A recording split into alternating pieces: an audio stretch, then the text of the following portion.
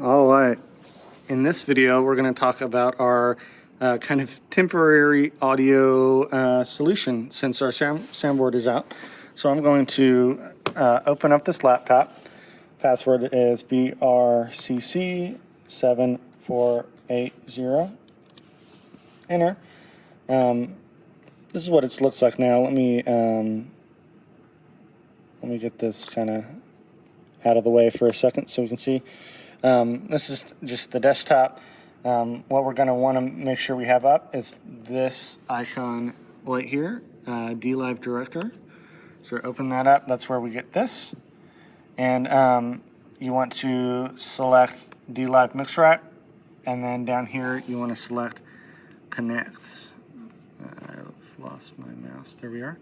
Then you select Connect. If you don't see DLive Mix Rack, you're probably not on the AVL Wi-Fi, which that is important. So then you hit Connect, then you hit Admin, and now it's going to start connecting to our Mix Rack.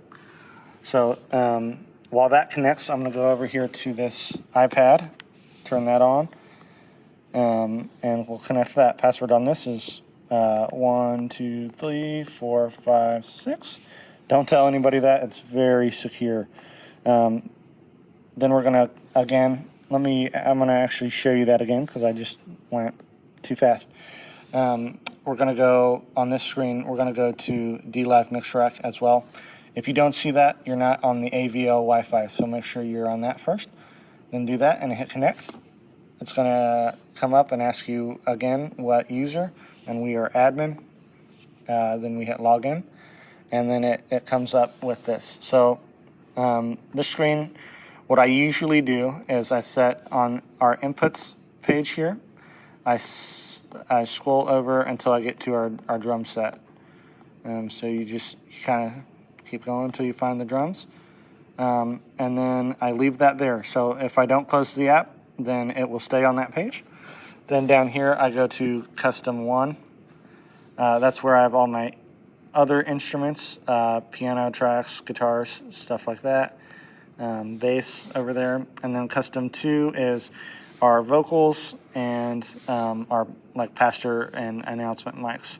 So that's there. And then you also have, if you want, you can get to DCAs as well, just along that line.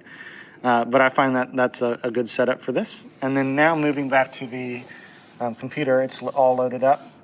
What we have here kind of mimics our soundboard. So on this side, you have Bank 1, and when you click on to this side, one of these icons, this side shows that in a larger view.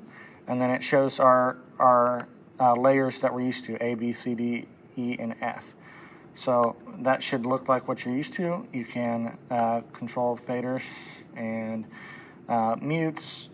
You can select different things and everything like that. So once you select something, how do you adjust it? Well, in this little box here, this looks like our soundboard as well. So if I hit this blue triangle, it pops open this window.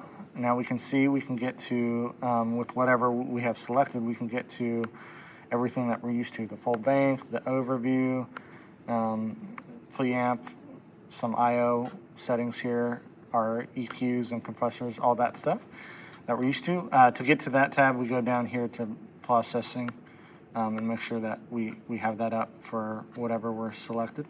So if I select something, it'll show all that info. I can also get to our effects settings. We can get to I/O if we need to change our I/O settings. To do that, you just tab over to inputs and change these to be where you want them to be. You can get to your scenes. You can get to pretty much everything that we're used to. If you need to change the way the surface looks, you can do that here. To get rid of this screen and get back to the faders, we just on the opposite side of that, push the blue triangle and it will close that down. And then to get to the other bank, the DCAs and everything, we just click over to that and you'll notice this changes to that. We can get to our main fader and DCAs and everything like that. You can also, fade down and get to your vocals and like effects and your aux mixes for the band. So if I wanted to mix this, if I needed to do that from the board, I would select mix here, and you notice these change blue to let you know that you're mixing something else other than the mains. So hit mix again, you'll get back to main. So yeah, that's kind of the workflow for here. If something's wrong, it doesn't look the right way, you can go back to system and make sure that you're connected the way you should be. But if you go back to main, you'll get to the soundboard.